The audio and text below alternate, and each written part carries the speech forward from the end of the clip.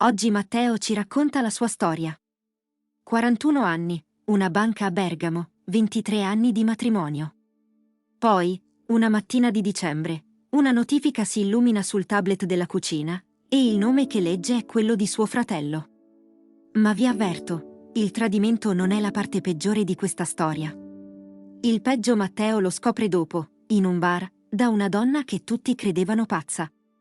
Matteo si è messo a nudo per raccontarci tutto. Se vuoi aiutarmi a portare qui altre storie così vere, regalaci un like, a te costa un secondo, per noi vale moltissimo. Voi vi fidereste di vostro fratello? Io mi fidavo. Mi ero fidato per 38 anni, da quando mia madre me lo aveva messo in braccio dicendomi di stare attento alla testa. Mi chiamo Matteo, ho 41 anni e lavoro allo sportello di una banca in centro a Bergamo. Conto i soldi degli altri da 20 anni. Sono uno che nota i dettagli.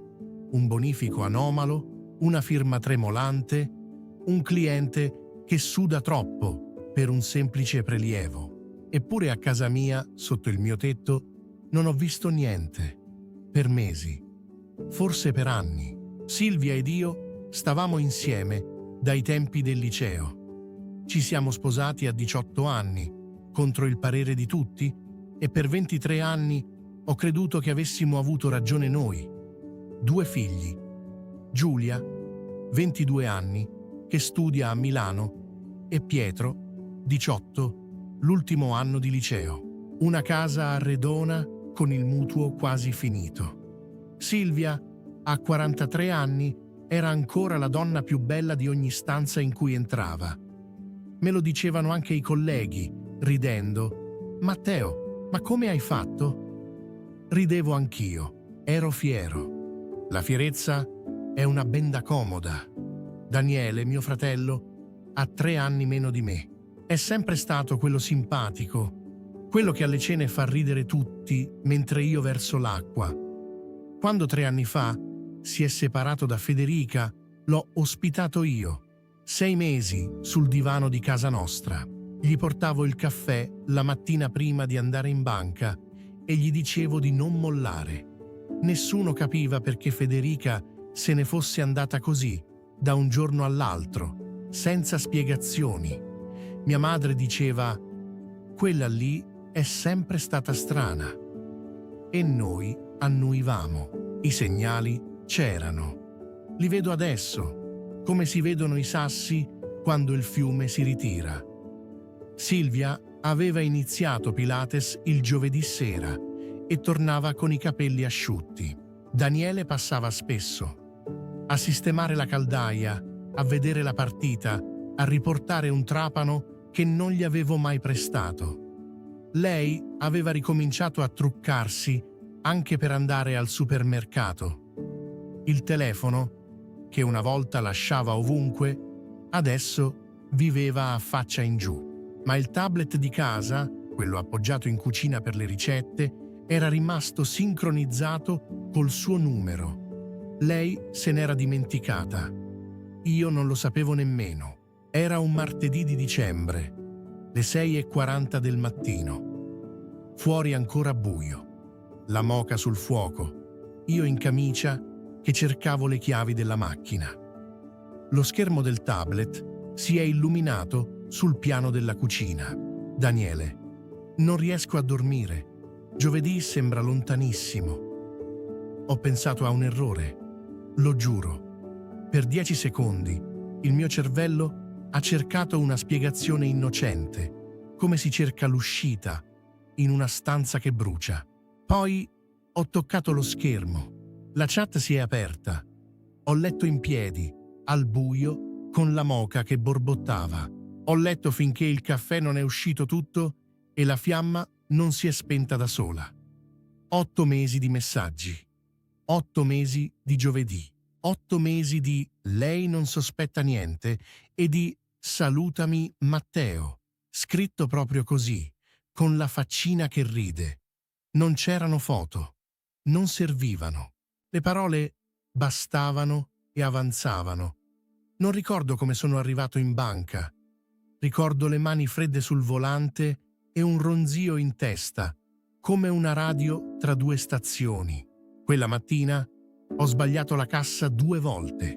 Io, che in 20 anni non l'avevo sbagliata mai. Il direttore mi ha chiesto se stavo bene. Ho detto di sì. Gli uomini come me dicono sempre di sì. La sera l'ho aspettata in cucina. Il tablet sul tavolo, aperto sulla chat, lo schermo acceso. Silvia è entrata con le borse della spesa e ha visto la mia faccia prima ancora di vedere il resto. Ha guardato il tablet, poi ha guardato me. Non ha detto «non è come pensi».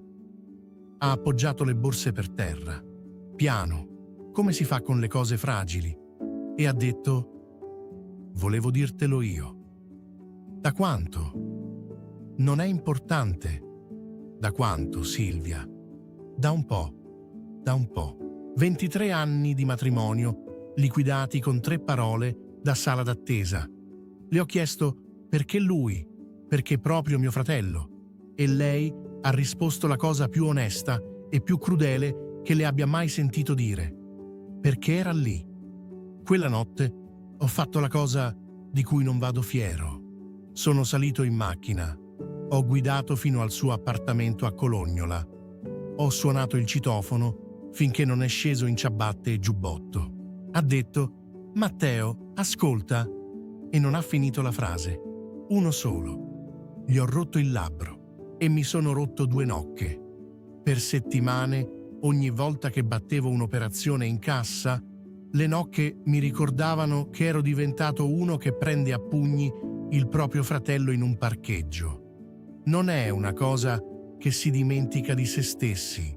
Pietro era in casa la sera in cui Silvia ed io abbiamo urlato. Giulia è tornata da Milano il fine settimana. Li ho seduti al tavolo e ho detto una mezza verità. Mamma e papà hanno un problema serio. Stiamo capendo cosa fare. Giulia ha capito tutto lo stesso. I figli capiscono sempre tutto. Fanno solo la cortesia di fingere. Sono cominciate le settimane di ghiaccio. Dormivo in taverna.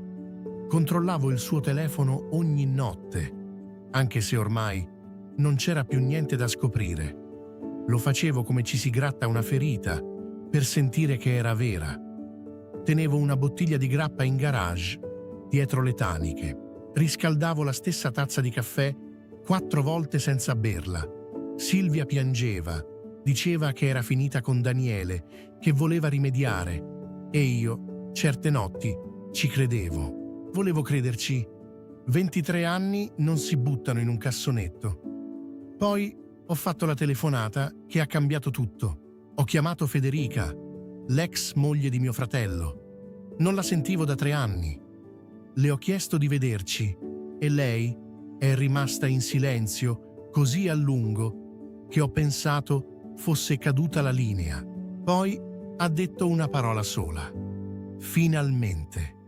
Ci siamo visti in un bar vicino a Porta Nuova, un pomeriggio di gennaio. Lei teneva le mani strette attorno alla tazza.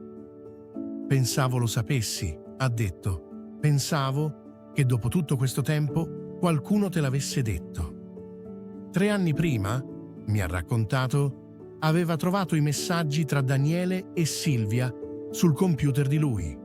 Per questo se n'era andata. Non era pazza, non era strana. Era l'unica che aveva visto la verità. E qui la voce le si è spezzata. Prima di andarsene, era andata da mia madre. Le aveva mostrato tutto. E mia madre l'aveva pregata di tacere. Ti scongiuro, Federica, Matteo ha 2 figli. Non distruggere questa famiglia. Così Federica se n'era andata da sola, passando per quella che abbandona un brav'uomo senza motivo, mentre mia madre apparecchiava la tavola della domenica e li guardava, mio fratello e mia moglie, seduti uno di fronte all'altra. 23 anni di matrimonio, 3 anni di bugie, non 8 mesi, e mia madre che serviva il brasato a tutti ogni domenica, sapendo. Sono uscito da quel bar e Bergamo mi sembrava una città straniera. Le mura, i portici, la funicolare, tutto uguale, tutto irriconoscibile. Non era solo il tradimento, era il sistema. Una famiglia intera che aveva deciso, a mia insaputa, che cosa potevo sapere della mia stessa vita. Sono andato da mia madre quella sera stessa. Le ho chiesto solo: è vero? Lei si è messa a piangere e ha detto: volevo proteggerti. No, mamma, le ho risposto, volevi proteggere lui, come sempre. A me hai solo spento la luce e mi hai lasciato al buio. Sono uscito prima che potesse rispondere. Il fondo l'ho toccato una notte di febbraio. Ero in garage, seduto in macchina a motore spento, la grappa nel portabicchieri, il telefono in mano con la chat che avevo salvato prima di cancellarla dal tablet. La rileggevo, alle 3 di notte, al freddo, come un contabile che rifà i conti di un fallimento sperando che il totale cambi. La portiera si è aperta. Pietro si è seduto sul sedile del passeggero, in pigiama e piumino. Non ha fatto domande. Ha preso la bottiglia dal portabicchieri, l'ha appoggiata fuori, sul cemento e ha richiuso la portiera. Poi ha detto: «Papà, io e Giulia abbiamo perso già abbastanza. Non perdiamo anche te». 18 anni. Mi ha riportato dentro lui, tenendomi un braccio sulle spalle come si fa con gli ubriachi e con i feriti. Io ero tutte e due le cose. Il lunedì dopo ho chiamato un avvocato. Silvia ha pianto, ha chiesto un'altra possibilità e una parte di me, non vi mentirò, voleva dargliela. Ma continuavo a vedere il brasato della domenica. Non si ricostruisce una casa sopra una voragine. Abbiamo firmato la separazione consensuale in primavera. Ho preso un bilocale in Borgo Palazzo. Le prime 2 settimane ho dormito su un materasso per terra, con le camicie da lavoro appese alla maniglia della finestra. La sera stiravo e ascoltavo la radio, perché il silenzio era ancora troppo pesante da sollevare da solo. Il martedì andavo da un terapeuta. 1 ora a settimana in cui un estraneo mi insegnava a dire le cose che gli uomini come me non dicono mai. Le prime 3 sedute ho parlato del mutuo. Alla 4ª ho pianto. Ho ricominciato a correre sulle mura, all'alba, prima della banca. D'inverno lassù si corre da soli. E va bene così. Ci sono state ricadute. Una sera ho riletto tutta la chat dall'inizio alla fine, un'ultima volta, e poi l'ho cancellata davvero, con il pollice che tremava sul tasto. Una piccola vittoria che da fuori non si vede. Le più importanti sono tutte così. Con Daniele non parlo più. Mi ha scritto una lettera, lunga, piena di «non volevamo». L'ho letta una volta e l'ho messa in un cassetto. Non l'ho bruciata, non l'ho incorniciata. Sta lì, con mia madre. C'è una tregua fredda. Le porto la spesa il sabato mattina. Resto 10 minuti. Parliamo del tempo. Mi ha chiesto perdono una volta sola, sulla porta. Le ho detto: «Ci sto lavorando». Era la verità. È ancora la verità. Il primo Natale da separato l'ho passato nel bilocale con Giulia e Pietro, pizza da sporto sopra i cartoni degli scatoloni ancora chiusi. A un certo punto Giulia ha alzato il bicchiere di plastica e ha detto: «Alla famiglia, quella vera». Abbiamo riso. È stato il Natale più povero e più onesto della mia vita. Oggi sono passati quasi 2 anni. Sto meglio, ma non sono guarito. E ho smesso di raccontarmi che le 2 cose siano uguali. Le nocche sono guarite del tutto. Il giovedì sera, invece, ancora no. È il giorno in cui chiamo i miei figli per riempirlo di qualcosa di pulito. Se devo lasciarvi una cosa sola, è questa. Ho imparato che il sangue non è una garanzia, è solo sangue. La famiglia vera è chi ti apre la portiera alle 3 di notte. ti toglie la bottiglia dalle mani e ti riporta dentro. Il resto sono parenti. E i parenti, a volte, sono le persone che conoscono meglio di chiunque altro il modo per farti male. Voi vi fidereste di vostro fratello? Io oggi mi fido di chi me lo dimostra, uno per uno, giorno per giorno. Il sangue non è una garanzia. È solo sangue. La famiglia vera è quella che ti apre la portiera alle 3 di notte. Matteo l'ha imparato nel modo più duro. Se questa storia ti ha toccato, qui accanto ne trovi un'altra che devi assolutamente sentire. Ci vediamo lì.